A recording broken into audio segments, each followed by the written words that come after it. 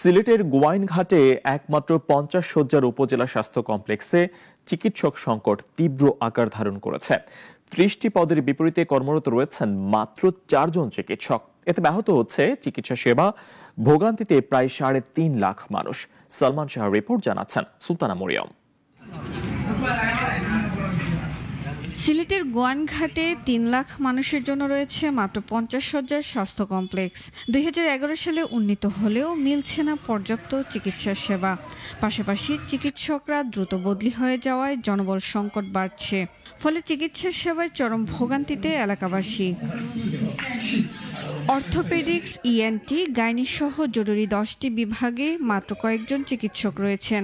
মোট 30টি পদে 4 জন থাকায় সব বিভাগের কাজ চালানো কঠিন হয়ে পড়েছে বলে জানান সংশ্লিষ্টরা। রোগীদের তুলনায় আমাদের স্টাফগুলা কিছুটা কম।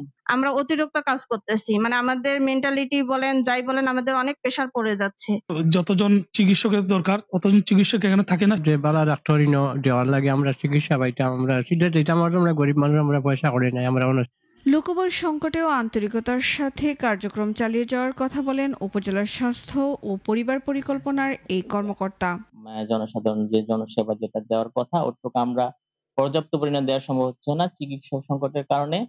এই ব্যাপারে আমরা ঊর্ধ্বতন কর্তৃপক্ষের সাথে কথা বলা হয়েছে।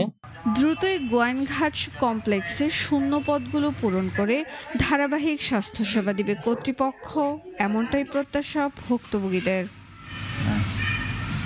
সুলতানা মারিয়াম, নাগরিক।